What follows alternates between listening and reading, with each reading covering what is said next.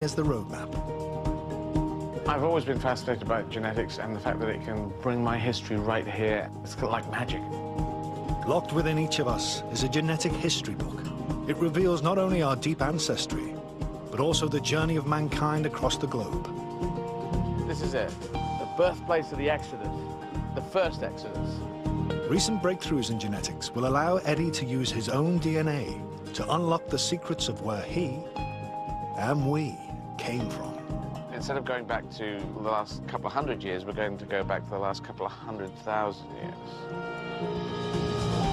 This is the epic story, God. This is the first time in Britain that an individual has looked at their own DNA and used that to retrace their ancestral journey.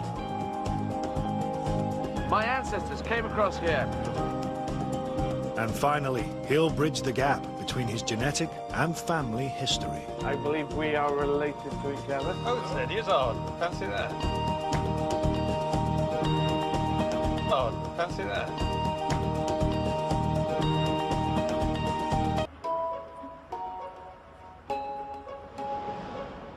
Eddie Izzard is about to become the first person in Britain to use his own DNA to retrace his ancestors' journey across thousands of miles and 200,000 years, from the very first modern human in Africa to Eddie. He's beginning by donating some saliva to science. God, I think I've done it. One spit. It seems like an unpromising start to an exploration of deep ancestry. Science in action. This is Blue Peter. But Eddie's spit contains DNA. DNA is found within our cells. It's the instruction manual that helps build and run our bodies. Scientists have also found another remarkable use for it.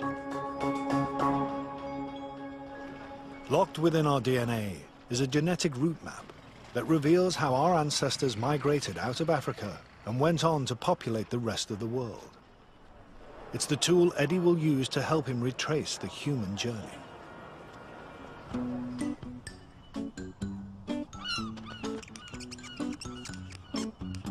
Whilst Eddie waits for the initial DNA results, he's going back to his childhood home to visit his dad, John. He's the inspiration for Eddie's quest.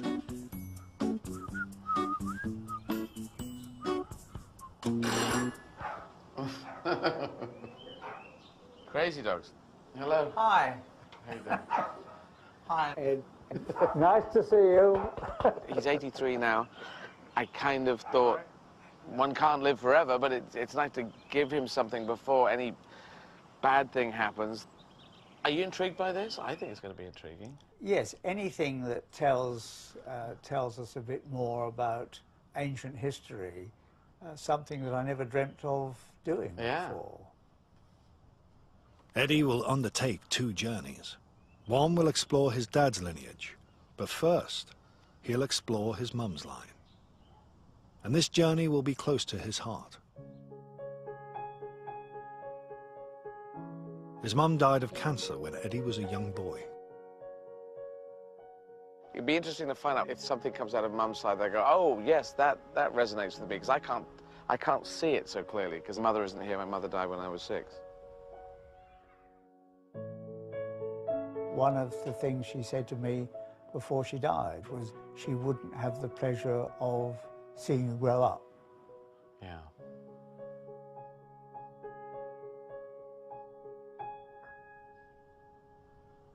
Well, whatever we find will be fascinating. This is the first time, apparently, anyone's done it, apart from scientists checking other people. This is the first time anyone's gone on this journey. I think they've done it with animals. But animals are not good chatters on television. Well, they don't say a lot, no. Not, not that we can make out, anyway. As part of his journey, Eddie will also discover where traits like his blue eyes came from. But it's not just what makes us unique individuals that excites him. I look for connections. That's why I do gigs in French, and I'm going to do them in German and Russian and Spanish, just so to find connections around the world. We're all the same. Here's my dad now with dogs. He's walked out that door many times. So it's connections. That's what I'm looking for.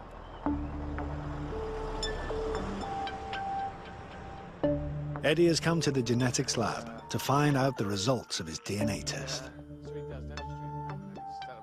Geneticist Dr. Jim Wilson is using the latest advances in genetic science to unlock the secrets of where Eddie's mother and father lines came from. We took your spit and we extracted your DNA from your spit using a chemical reaction. And then we focused in on two pieces of DNA, a piece of DNA called the Y chromosome, your father's father's father's father's father, all the way back through the generations. But we're also going to look at your mother line all the way back through the ages. Right. So how will Jim use Eddie's DNA to first explore his mum's deep ancestry? The answer lies in genetic changes known as markers. DNA is passed from generation to generation as an almost exact copy. But occasionally, DNA changes. These changes, the markers, can indicate the start of another branch in the human family tree. And it's these markers that Jim will focus on. He looks for matches to Eddie's markers in people from around the world. He'll access databases of hundreds of thousands of individuals. They, like Eddie, have given their saliva for DNA testing over the last decade or so. Many traditional communities have remained in the same place for thousands of years. So a match with an Eddie marker can show where his ancestors traveled on their migration route. So what we're going to do is to take you to relive the journey that your female line ancestors made from that origin in Africa as they moved out of that continent and moved around eventually all the way to England. And how we're going to do this is to try to introduce you to genetic cousins of yours at each point. Each branch of the human family tree originating from a new marker is known by a letter. The root of these branches, L, takes every one of us back to Africa, to one woman. All modern humans originate from her. Everyone in the world, wherever they lived, was descended from one woman, and she lived in Africa, and so they called her Eve. I have heard of her, but her name was probably more Gladys or Janine. So basically, everyone in the world is related. Yeah, so what... That yes needs to be bigger than that, because there's racists out there going, I am so different, I will kill you for the differences. And hang on, everyone is related, yeah? Yeah, it's an... Look at the bit.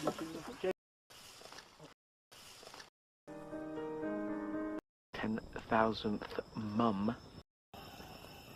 Mayan place. What if they got some? This is an idea.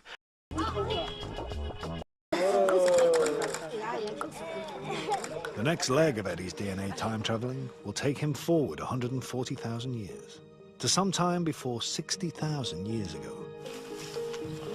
By then, modern humans had colonized the enormous continent of Africa in search of more hospitable places to live. This, despite an estimated total population of no more than 20,000 people. Scientists have DNA tested traditional communities, and with the results have created a map to show how humans migrated across the world. Dr. Jim Wilson is now using this information to discover where Eddie's maternal line traveled. Eddie's next key marker gave birth to the L3 branch. This is seen today particularly in East Africa along the shores of the Red Sea. About 40% or more of the people there today share this marker with Eddie. So it seems like his ancestors must have moved through this region at some point in the past. But what's really interesting is the next marker after that, which produced the N branch. This is not really seen in Africa today. It actually arose in Arabia. So we think this points to the place where modern humans first left Africa at some point before 60,000 years ago.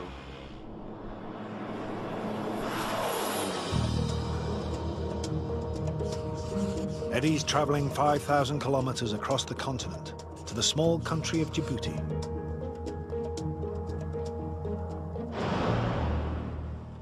He wants to reach the place where modern humans probably first left Africa, a narrowing of the Red Sea, known as the Bab el-Mandeb Strait. The route passes through some of Africa's harshest terrain. At 157 meters below sea level, Lake Ahlal is the lowest place in Africa. It is also saltier than the Dead Sea.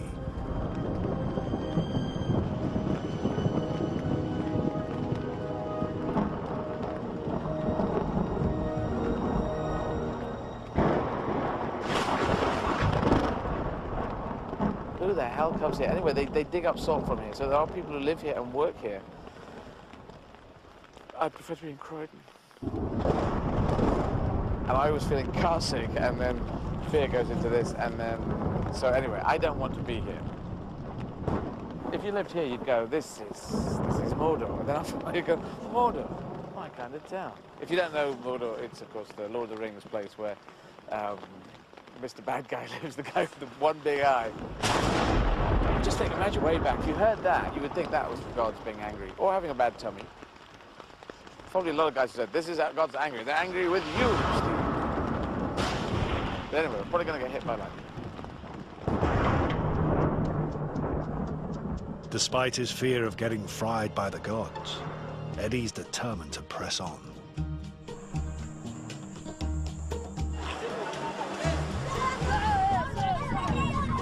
Many of the inhabitants of this coastline share the genetic marker that suggests our ancestors passed through here.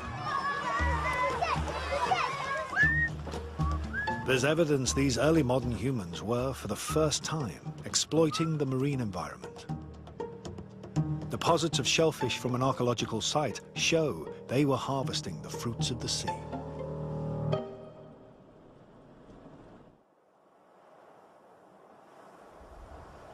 But Eddie's quest to reach the place the Izzards left Africa may have been thwarted.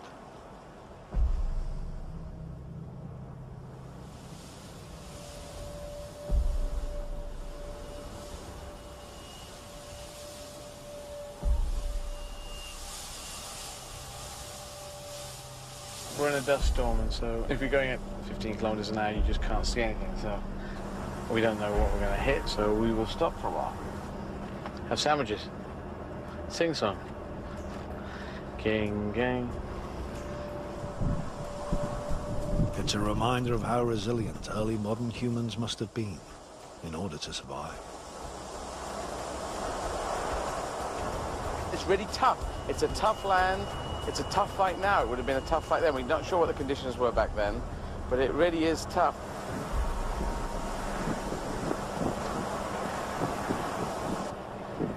Nicola, who was driving, has decided to continue. He feels happy that driving into the sand. We've got military people with us with guns, so we can shoot invisible sand boxes that come.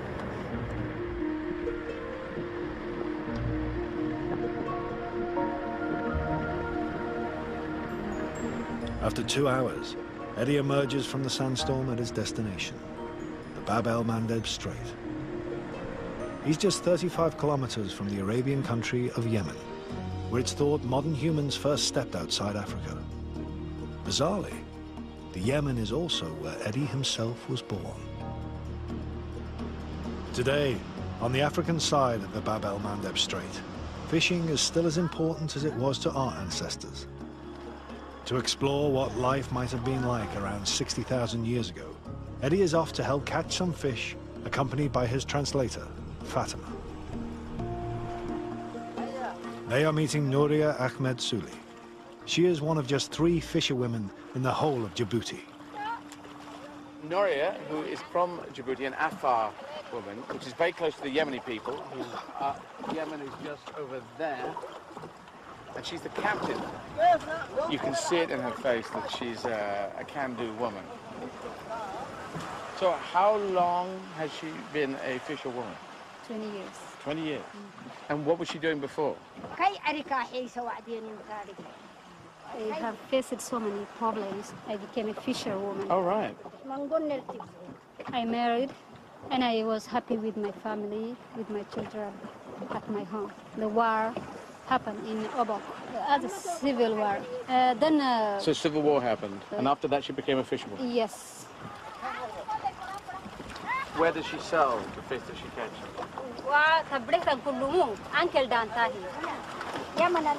Only in Yemen? Here, they pay 250. There, they pay 1,000 francs. Okay, so 4 times as much for the fish. Yes. And when she goes to Yemen, does she go over Bab el-Mandeb? That is the route you take? She goes in this boat, she goes to Yemen. Yes. Does she speak Arabic? I speak Arabic well. I speak Somali also. All I can say is, Ismi Eddie, ولدت في عدن في اليمن. Just Ismi Eddie, ولدت في عدن.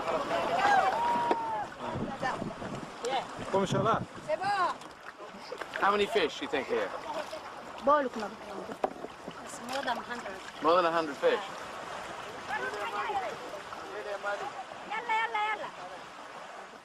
You've got to get the fish out of the nets, which is really tricky, and not break the nets. I got one. Where do we throw it? Every day, Noria follows the same route our ancestors probably took when they left Africa. The Bab el-Mandeb is still a highway to Arabia. Bon voyage! Salamata!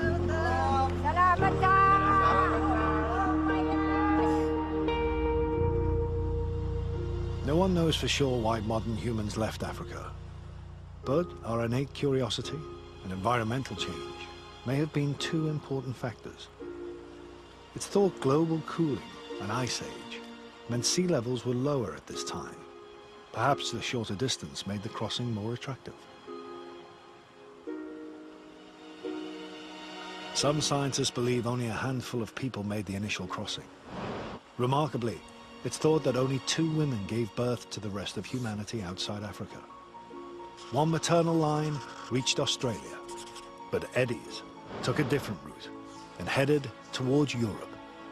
That's the journey that humanity took 60 to 70,000 years ago. Maybe as few as 200 people, maybe only 2 women. My mother's line, which is not only my line, it's everyone's line who became European. So we all have problems whether we're British or whether we're European, or British European, as I consider myself. But in fact, we're all coming from one mother who came across here and gave birth to nearly everyone in Europe. Political unrest has prevented Eddie from making the crossing to the Yemen.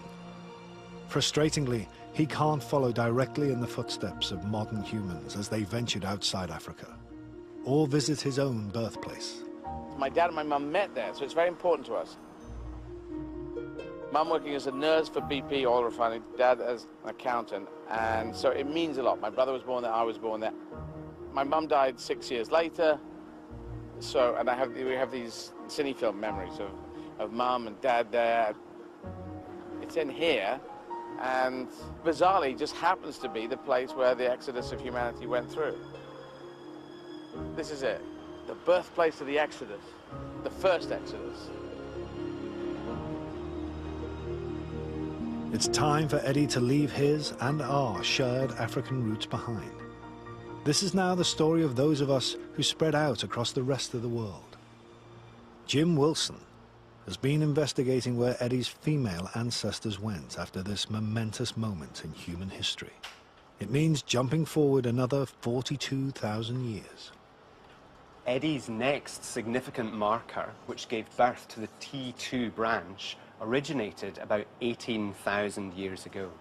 Today, it's most common in populations in the Middle East and Turkey. So it seems that Eddie's ancestors are likely to have moved north, probably following the Fertile Crescent, which runs from the Persian Gulf up to Turkey. And it seems like they were still there for one of the most significant turning points in human history, the birth of agriculture, about 10,500 years ago. Farming meant an abundance of new foods and a more settled lifestyle. In a way, it is the birth of civilization. And it's here that something very interesting happened to Eddie's and many of our ancestors' genes. The next step in the motherland journey is to go to Turkey. And you're going to learn more there about how agriculture took hold. And you're also going to learn where your blue eyes came from. Where my blue eyes came from? That is very interesting. Thank you very much, Dr. Jim. That'd be good to go to Turkey. My parents went on honeymoon to Turkey, to Istanbul. To explore his ancestors' roots in agriculture, Eddie's traveling to Turkey's Black Sea coast. Turkey has some of the earliest archaeological evidence for the domestication of cattle and sheep. This area is still known for dairy farming. Some of the people here share Eddie's marker. Eddie's meeting farmer Fatima Teskan and her family, who are carrying on the tradition. So do I need to hold? Yeah, you can hold. Yeah, maybe like... Local guide, Buket Sahin, joins Eddie to translate. And how often do they milk the goats? Every morning. Do you make cheese from this milk? She makes her own homemade yogurt, homemade butter, Right. all different kind of cheeses. All right, from the goat's milk. Yes. Milk is especially useful for Fatima's family. Her son had a tumor in his brain. She thinks goat milk is much healthier, especially for children with diseases. Right. The domestication of animals gave humans a valuable new food source from dairy products. But there was a hitch. Adults in many early agricultural communities were intolerant to milk. Genetics came to the rescue. What exactly is this, Fatima? Ayran, And what is it made of? su var ve tuz var. Goat milk, yogurt, water, and salt. Here you go. So I'll just have a bit of this. Eddie and most Europeans can digest milk due to a genetic change that occurred around this time. It means we can process dairy products beyond infancy, whereas many people in the rest of the world can't. So I can taste yogurty in there. It's really nice and fresh and has a salty aftertaste. So thank you. When I was a teenager, I used to drink a litre a day. I used to neck it. I loved milk. I still do. I thought it was at some point. I'm like becoming Chalk Boy, the calcium kid, you know.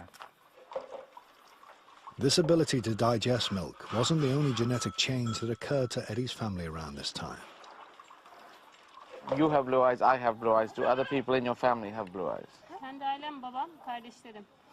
Her father, all her siblings, and both of her children has All right. blue eyes. Yeah, cool. Eddie's guide, Buket, discusses the most up-to-date theory on the remarkable origin of blue eyes. A recent study by a team of genetic researchers in Copenhagen University. Okay.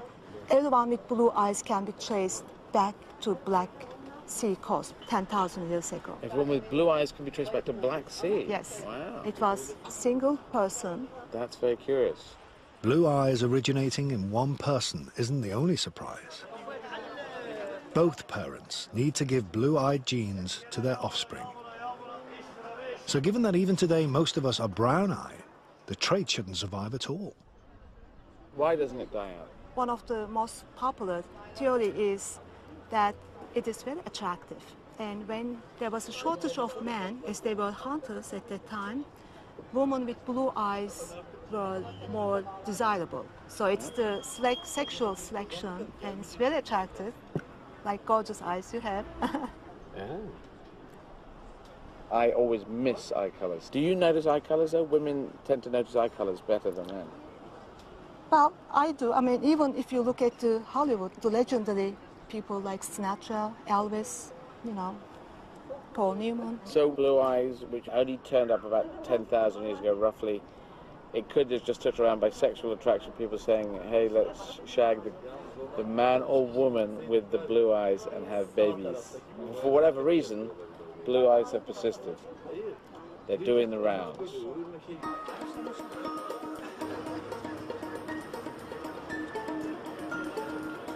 So where did the milk-drinking Izzards take their blue eyes next? Their adventure in agriculture led to Europe. The most likely place they entered the continent was the Bosphorus Straits, where Asia and Europe are separated by just a narrow stretch of water. And million people still make this crossing every day.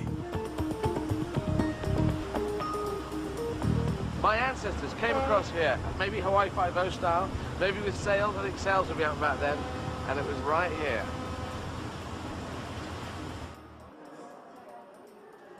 On the European side of the Bosphorus, Eddie can't resist staying in the hotel where his parents honeymooned. Tuba Attis is a manager at the hotel. Really happy to accommodate you here. Okay. This is the previous divan here, and your family stayed here 904. Oh, really? Yes, How do you know this? Of course, we searched the records? Yes, Oh, the wow. records, yes. This is the same room you're staying. This is in the same room? Yes. Can I take these pictures back to my dad afterwards? I'll get a copy Of course, this is for you. Wow. I'm in room 904. I don't know if you remember the room you were in, but apparently it was this one. Yeah, that's to get the view. We had a good view of the Bosphorus. I've got a bit of a view of the Bosphorus, but unfortunately the Hyatt Hotel has come along and built a bloody great big hotel in the way of the Bosphorus. Does happen, yeah. Also, Mum's actual heritage comes through Istanbul, where you were on home. Yeah, so that's kind of just another irony. All right, Dad. Are you keeping well? Yeah, keeping well. We were all kind of knackered. All right, mate. Good Thanks to for the call. No problem. Talk to you soon. Bye now. Bye. Around 7,500 years ago, Eddie's mum's line probably moved into Europe as part of the agricultural revolution. The spread of farming into Europe is a bit like the scramble for land in the Wild West.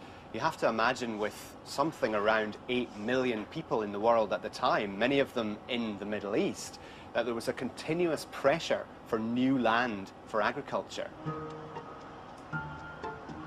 It looks like there were two main migration routes into the continent. One into Central Europe, following the main river valleys, and another hugging the Mediterranean shore of Southern Europe. Eddie's direct lineage headed northwest into the heart of the continent. But before he explores where they went, he's first going to check out what happened to some ancestral cousins who entered Europe along its southern fringes. Over the next 5,000 years, they settled in some very interesting places. Hello? Dr. Jim, where am I off to next? You're going to Pompeii. Pompeii. Pompeii in some way is representative of the next stage where great civilizations are developing, and of course they're all entirely based on agriculture. So we're going there at a time that's before it blew up. Just around about 79 AD, I think. Oh, around 79. Oh, right. Okay, we're going there Tuesday before explosion. Yeah, time. exactly. Bye. Pompeii will be exciting. I've been intrigued to see Pompeii for years. I think I'm quite good at imagining what it would be like to be there as a Roman. That will be fascinating. By 79 AD, Pompeii was a flourishing Roman town in southern Italy with a population of 20,000 people. But its residents were unaware that they were sitting on an active volcano.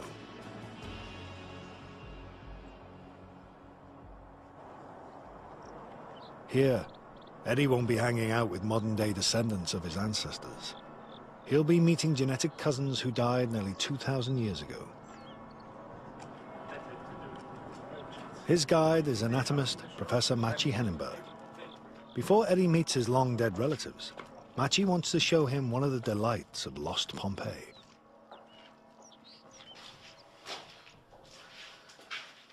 So, shagging. This is a house of sex? Yes, so people came here for entertainment, Okay. and they had paintings showing what is happening here. This was done on stone. That's doggy stone.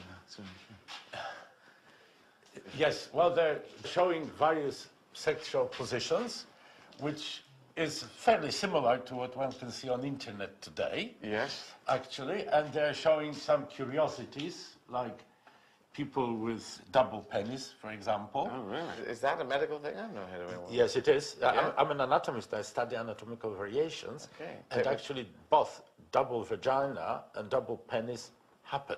Oh. Okay. That sounds crazy. And the beds are telling us how small people were. All right. Yeah. It shows that people were, on average, about 100 millimeters, 10 centimeters shorter than we are today. Then there is a toilet. Romans were much more open about the toilets. So, for example, they had communal toilets. A lot of people actually sat here, right here, in this very space, doing a poo, having a chat, saying, just having a poo, and I'll be right back in for number 4, bit of number 4, and a bit of that old number 2, a bit of 2 and 2, a bit of 4. And food is across the road. I'll have a poo, we'll have some sex, and then we'll go and get a McDonald's.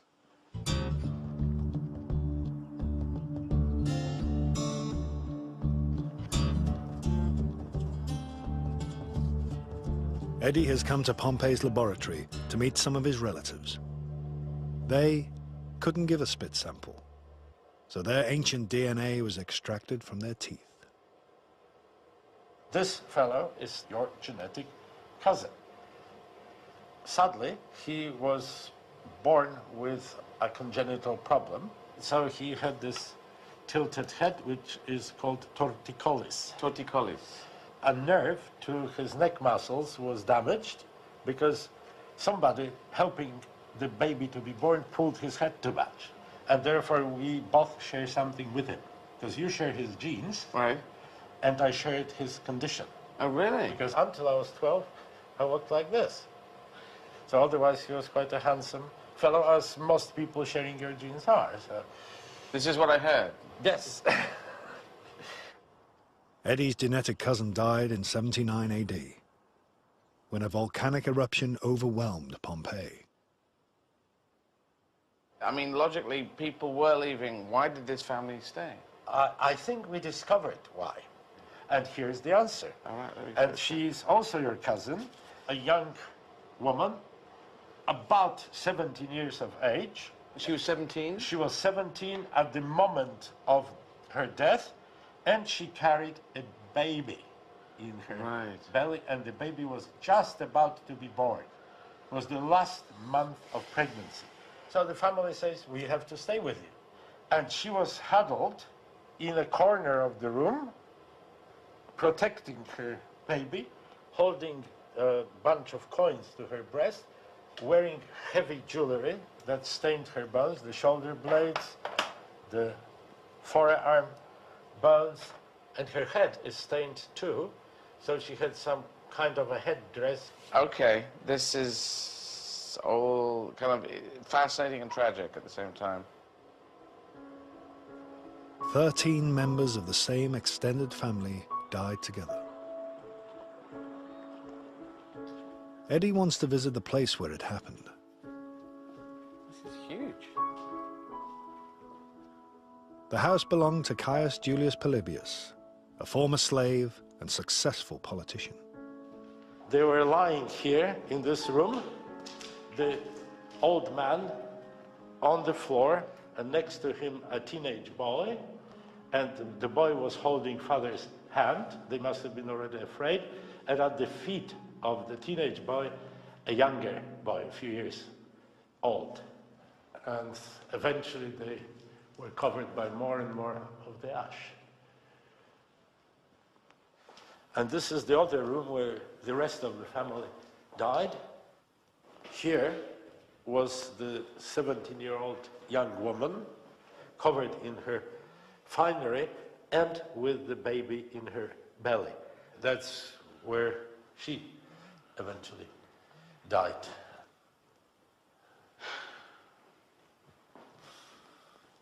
Not a great way to go. They found about 20 centimeters of ash in the rooms, which would have blown in. So if you think about how snow works, it must have been, the ash must have been about here. You must have been wading through the ash. So they were trying to hold on to things. A baby was going to be born, and then they died.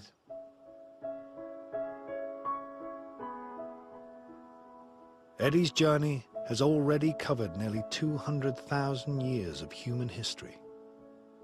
The landscape of towns, streets and houses, of civilization, is becoming much more familiar. I feel like I've been taken inside a real Latin Roman life, and that links to my mother's line. And just touching the walls is really close. Eddie's genetic cousins settled in southern Europe, but his direct ancestors appear to have followed a more northerly route through Central Europe on their migration to Britain. Eddie's next key marker shows that this direct maternal line had, by the time of the Pompeii eruption, moved into northern Europe. We're getting to a really exciting stage of the genetic journey. As we get closer in space and time to Eddie's family in Britain, we can be more specific about the ancestral journey.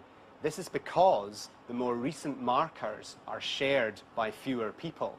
Of the 69 markers in Eddie's maternal line DNA, this next one is the 67th. This means that we're looking for living people who share an ancestor with Eddie less than 100 generations ago.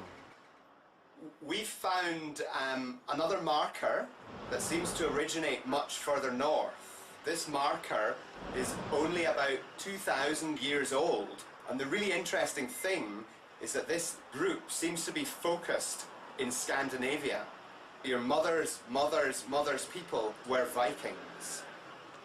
Oh.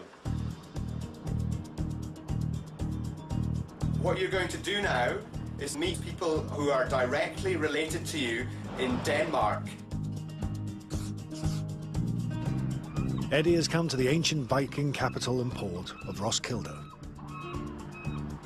He is meeting Lars London and his sister Anne Persdottir. Lars recently gave a saliva sample to science. Jim then found him on the database, one of only 10 matches. Okay, well, cheers. Cheers. He and his sister share a direct maternal ancestor with Eddie from around 2,000 years ago. That's less than 70 generations. We share a mother from mother. Yes. Are there similarities between us? Yes. Which would be interesting. Football, I love football, mathematics. I did math up to university level, but then didn't get it. Oh, mathematics, that's last. I also studied math. I took a PhD in applied math and did a postdoc afterwards, 2 years. I ran 43 marathons in 43? In 51 days, about 3 years ago. So we ran a marathon together. Yeah. I did a total of 13 marathons, but over a time of 15 years. Which is an impressive record, and I apologize for coming with 43 and counting it. That's all right. I think because I have my father's name, Izzards is my father's name, half your genetics is your mother's side. So you tend to slightly ignore the mother's side and say, oh, what did the Izzards do down the line? Yes, I don't know that much about mum's side. And to find that I have a Viking link going through my mother, that is fascinating.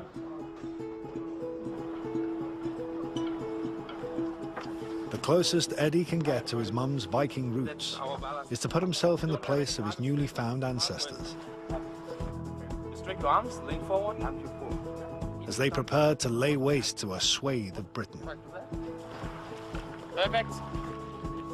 From 793 AD, the Vikings began to raid Britain. Their secret weapon was the longship. Its shallow keel meant they didn't need harbors. They could row onto the shore. Not too fast. A little bit, yeah, like that, and then more power in each rope. Rowing is exhausting, so the Vikings used sail power when they could. What we do is we use our weight. Yep. So go forward, and then we pull backwards like that, and then you fall onto me. Okay.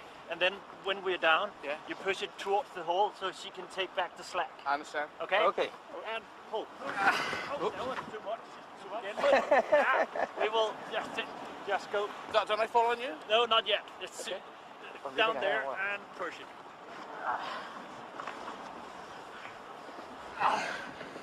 And one more time. Careful, you might handle it. We need to get this. Oh, dear me. Yes? Let's go back. Okay. How many hours would it take? To England? With the right wind, it would take them about 3 days. Eddie takes over the controls.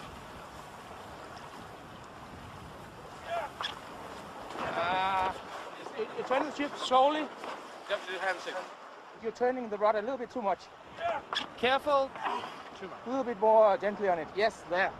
I want to do an extreme one so it showed up on the screen. Yes, that's much better. Very beautiful. Coming very close to my Viking heritage. They obviously went over and did a lot of killing and pillaging, which wasn't so good, but it's fun to have a Viking link. Despite the reputation for rape and pillage, Eddie's maternal ancestry suggests Viking families came to Britain too, as part of a second wave of immigration. Maybe they got a boat right here. Maybe someone from my family got on a boat right here and went across and killed someone who was over there and said, can we steal your house? Yeah, anyway. So now I've got to go back to Britain to see where this leads. It would be so interesting to find some sort of link through the mum's side of the family coming in.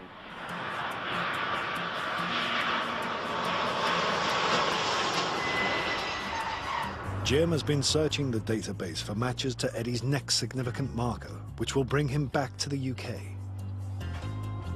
He's compared it to the DNA of 12,000 individuals who have submitted to a full exhaustive test of their motherline DNA. He found 4 matches, and he's arranged for Eddie to meet one of them. The match is so recent and so rare that it has yet to be given a name. You're going to meet 2 sisters, your nearest genetic cousins on your mother's side, and they're in Northamptonshire. You share an ancestor with them at some point in the last 500 to 1,000 years. Oh.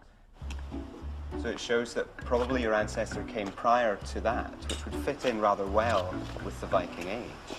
So you're really very close genetically.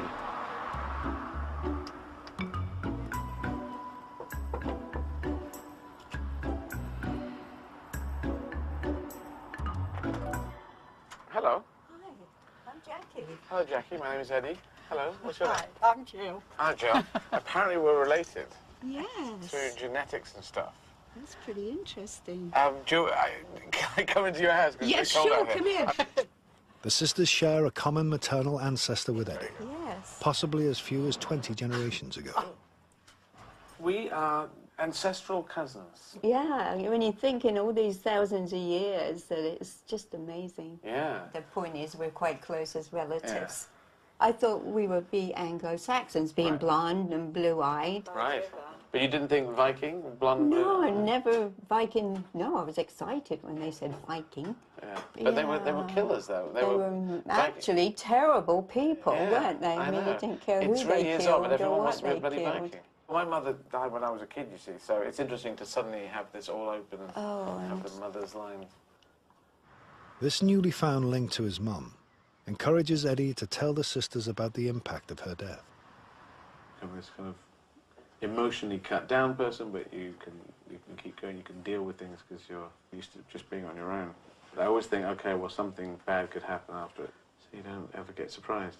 So you never go crazy in case something goes the other way. Oh, that's sad. Yeah. Did you just say you got children? I've got 47. No, I haven't got any. Oh. I have no kids, but I'm going to get some from a shop. Well, you are funny. Well, on a good day. Thanks for doing this. Cheers. Nice to meet you. Thanks, too. Thanks for coming to. We'll feed you if you like. I think we'll be fine. I was looking into their faces to see if I could see myself. Not essentially, but they seem very young at heart, and game and lively, so I identify with that. It's fascinating to meet people with whom I so recently share ancestry. In the lab, Jim has one final surprise for Eddie. He's been looking for matches to Eddie's most recent marker. It's actually incredible because we found that you had a marker in your DNA no one else I've ever looked at carried. It probably means it happened rather recently. It's unique. Yes. Well, it tries to be special. I don't know, it makes you feel good, but it could just mean that you're an idiot. And none of the people had the change that we saw in your DNA, so it was quite exciting. Wow. we're still working on this, Eddie. We don't know all the answers ourselves. Right. Unique sounds cool. I told you you were unique when I first met you. I believe that at some stage soon we will find a match to Eddie's unique motherline marker. We'll discover many more markers in his DNA and in our DNA. This is only the beginning of what the science can do. 5 years ago, this groundbreaking journey would not have been possible. We've all got these journeys, but to suddenly have it spelt out like that is amazing. I knew my mum for 6 years, and then she went, and now I know these huge chunks of stuff about mum, going all the way back to Africa, through Turkey, getting all the way up to Denmark, and her lineage probably came in 1,000 years ago. And the Vikings would have landed in the seas of Britain, weather like this, and would have scared the bejesus out of everyone. But maybe my mum was in the second wave. Maybe that we were accountant Vikings coming in and saying, how many swords you got? So, to find out now about my father's line, that would be very interesting to put those two together, because I am interested in what goes together in me of my mother and my father, and to find out where he comes from. Next time, Eddie discovers how the male Izzards battled with the Ice Age and slept with an alien species. You know, oh, sorry, mate. You can't get much more masculine than that. And good news, that's tomorrow night at 9 here on BBC One. And there's more good news from Russell Howard. That's over on BBC Three right now.